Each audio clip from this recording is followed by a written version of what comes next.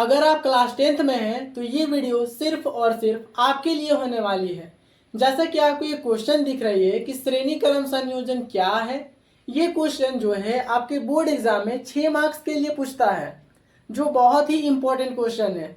तो ऐसे क्वेश्चन को आप नज़रअंदाज बिल्कुल भी मत करना। ये क्वेश्चन मान के चलो कि आपके बोर्ड एग्जाम में आ गया, तो आपको क्या करना है, इसे जैसा हम बता रहे हैं वैसा ही आपको लिखना है, तभी आपको 6 मार्क्स पूरा का पूरा मिलेगी। तो चलिए इसे एक परिपथ के द्वारा ही समझते हैं कि श्रेणी क्रम संयोजन क्या होता है। तो श्रेणी क्रम संयोजन में क्या होता है, कम से कम दो से ज्यादा क्या लेते हैं, प्रतिरोध लेते हैं। अब प्रतिरोध का खोज किसने किया था, कमेंट में जरूर बताना आप लोग कि प्रतिरोध का खोज किसने किया था। 3 प्रतिरोध लिए हैं और एक परिपथ तैयार किया गया। इसी परिपथ में एक बैटरी लगा हुआ है और एक स्विच लगा हुआ है।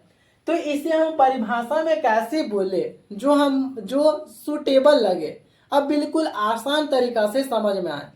तो देखो इसका क्या है, श्रेणी क्रम संयोजन बोला है तो क्या है, वह संयोजन अभिक्रिया जिसमें पहला प्रतिरोध, देखो ये हो गया पहला प्रतिरोध का पहला छोर, ये दूसरा छोर, दूसरा प्रतिरोध का ये हो गया पहला छोर, ये हो गया दूसरा छोर, तीसरा प्रतिरोध का ये हो गया पहला छोर और ये हो गया दूसरा छोर। तो इसी को हम लेके समझते हैं। देखो पहले प्रतिरोध का दूसरा छोर, दूसरे प्रतिरोध का पहला छोर तथा दूसरे प्रतिरोध का दूसरा छोर तीसरे प्रतिरोध का पहला छोर से आपस में जुड़ा हो, तो ऐसे संयोजन को श्रेणी क्रम संयोजन कहते हैं। इसके द्वारा हम आपको समझाते हैं। चलिए 3 प्रतिरोध ही लेते हैं, एक प्रतिरोध, ये दूसरा प्रतिरोध और ये एक हो गई तीसरी प्रतिरोध। तो पहला प्रतिरोध का पहला छोर ये, इसका दूसरा छोर ये, दूसरा प्रतिरोध का पहला छोर ये, दूसरा छोर ये, तीसरे प्रतिरोध का पहला छोर ये और दूसरा छोर ये। तो चलिए इसी को मिला के हम इसकी डेफिनेशन बनाते हैं। तो पहले प्रतिरोध का दूसरा छोर, दूसरे प्रतिरोध का पहला छोर तथा दूसरे प्रतिरोध का दूसरा छोर तीसरे प्रतिरोध के पहले छोर से जुड़ा हो, तो ऐसे संयोजन को श्रेणी क्रम संयोजन कहते हैं। तो अब क्या है, चलिए इसकी परिभाषा देखते हैं। तो यहां देखते हैं क्या बोला क्वेश्चन, श्रेणी क्रम संयोजन किसे कहते हैं, इसे सत्यापित करें। वह संयोजन जिसमें पहला प्रतिरोध का दूसरा छोर, दूसरे प्रतिरोध का पहला छोर तथा दूसरे प्रतिरोध का दूसरा छोर तीसरे प्रतिरोध के पहले छोर से जुड़ा हो, तो ऐसे संयोजन को श्रेणी क्रम संयोजन कहते हैं। अब इसे क्या करना, सत्यापित करना। सत्यापित करना है तो क्या करना है, आपको जो ये परिपथ दिख रही है, इस परिपथ में आपको जो चीज दिख रही है उसी को आप लिख दो। यहाँ पे क्या है, 3 प्रतिरोध है जिसे हम क्या कर दिए, श्रेणी क्रम में जोड़ दिए हैं, श्रेणी क्रम में जोड़ दिए हैं। उसके बाद में इस परिपथ में हम एक स्विच लगाए हैं और एक बैटरी लगाए हैं। इसके अलावा तो अब हम कुछ नहीं किए हैं। साथ ही प्रतिरोधों के सिरों के बीच, अब यहाँ पे देखो, साथ ही प्रतिरोधों के सिरों के बीच, ये पहला प्रतिरोध का ये सिरा और ये सिरा के बीच का विभवांतर जो है वो कुछ और होगा। यहाँ प्रतिरोध दूसरा का जो है दोनों सिरों के बीच उत्पन्न विभवांतर कुछ और होगा, तीसरा का कुछ और होगा। इसलिए इसे हम V1, V2 और V3 मान लिए हैं। तो हमें जो भी इस परिपथ में दिखाई दे रही है वही हम लिखेंगे। क्या लिखेंगे, माना कि 3 प्रतिरोध R1, R2 और R3 को श्रेणी क्रम में संयोजित कर एक परिपथ तैयार किया गया। एक परिपथ तैयार किया गया जिसमें स्विच और बैटरी को लगा दिए। अब देखो स्विच को हम ऑन करेंगे, ठीक है, अभी स्विच तो ऑफ है, अब स्विच को हम ऑन करेंगे। स्विच को हम ऑन करते हैं तो जैसे ही हम ऑन किए तो यहां से क्या होगा, विद्युत धारा समान रूप से क्या होगा, प्रवाहित होने लगेगी। क्या होगी, समान रूप से विद्युत धारा प्रवाहित होने लगेगी, जबकि प्रतिरोधों के सिरों के बीच उत्पन्न विभवांतर क्रमशः V1, V2 और V3 होगी। तो चलिए इसी को हम देख के इसकी हम क्या करेंगे, सत्यापित करना है। तो यहां देखो, माना कि तीन प्रतिरोध R1, R2, R3 को श्रेणी क्रम में जोड़कर एक परिपथ तैयार किया गया। एक परिपथ तैयार किया गया है। इसी परिपथ में क्या किया गया है, देखते हैं। इस परिपथ में बैटरी और स्विच को लगा दिए, बैटरी लगा दिए और स्विच लगा दिए, ठीक है। तो स्विच को जैसे ही ऑन किया जाता है तो परिपथ में क्या है, बैटरी लगा हुआ है।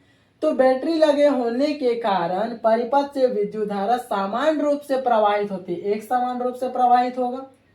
जबकि प्रतिरोधों के बीच क्या बोला है, देखो, जबकि प्रतिरोधों के सिरों के बीच, प्रतिरोध का पहला सिरा दूसरा सिरा, इन दोनों सिरों के बीच का जो विभवांतर होगा वो क्रमशः क्या होगा, V1, V2 और V3 होगी। तो ओम के नियम के अनुसार क्या है, ओम के नियमानुसार, तो ओम के नियम से, ओम के नियम से, ओम का नियम क्या बोलता है, V = IR।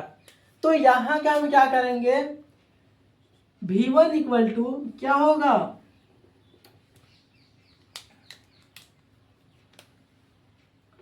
V1 IR1 equation 1। उसके बाद में प्रतिरोध दूसरा क्या हो जाएगा, V2 IR2 इक्वेशन 2 हो गया। प्रतिरोध 3 का क्या हो जाएगा, V3 IR3, ये हो गया इक्वेशन 3। अब देखो यहां का कुल विभवांतर जो है वो क्या है, कुल विभवांतर, देखो कुल विभवांतर क्या होगा, V V1 plus V2 plus V3, ये क्या है, कुल विभवांतर है। अब क्या बोला है यहाँ पे, देखो संयोजन बोला है, तो तीनों को हम क्या करेंगे, जोड़ देंगे। तो यहाँ पे लिखेंगे समीकरण 1, 2 और 3, यह समीकरण 1 प्लस 2 प्लस 3 करने पर तो V1 प्लस, अब देखो यहाँ पे राइट साइड में जो है उसको राइट साइड में लिखेंगे, जो लेफ्ट साइड में उससे लेफ्ट साइड में लिखेंगे। तो लेफ्ट साइड में क्या है, V1, V2 और V3 है, तो V1 plus V2 plus V3। ये क्यों लिखे, क्योंकि हमें क्या करना है, संयोजन करना, मतलब जोड़ना है। इक्वल टू, अब जो राइट साइड में है IR1 plus IR2 plus IR3। उसके बाद में क्या है, V1 plus V2 plus V3 मिलके क्या है, V वोल्ट का ही क्या जा रहा है, विभवांतर जा रहा है। तो यहाँ पे क्या हो जाएगा, V क्या हो जाएगा, IR1 plus IR2 plus IR3। उसके बाद में क्या होता है, यहाँ देखो, यहाँ पे क्या कोई कॉमन दिख रहा है, तो उसे लिखते हैं V I तो कॉमन आ रहा है, तो यहाँ पे क्या हो जाएगा, R1 plus R2 plus R3, ये आ जाएगा। अब उसके बाद में क्या होता है, V क्या होता है, V IR। अब यहाँ पे देखो R1 plus R2 plus R3। अब यहाँ से I क्या हो गया, कट गया, बचा क्या, देखो यहाँ पे जगह नहीं होने के कारण हम इसे ऊपर लिख रहे हैं। तो बचा क्या, R R1 plus R2 plus R3। यही हमें क्या करना था, सत्यापित करना था। आई होप ये आपको अच्छी तरह से समझ में आ गई होगी। अगर आपको समझ में नहीं आए हैं तो वीडियो को आप दोबारा देखें और अच्छी तरह से समझें, ताकि आप बोर्ड एग्जाम में 6 का 6 मार्क्स अचीव कर सकें। तो ऐसा ही वीडियो देखने के लिए हमारे चैनल को सब्सक्राइब करें, साथ ही हमारे वीडियो को लाइक करें, शेयर करें और बेल आइकन को प्रेस करें ताकि हमारी वीडियो की नोटिफिकेशन सबसे पहले आप तक पहुंचे। Thank you. मिलते हैं नेक्स्ट वीडियो के साथ।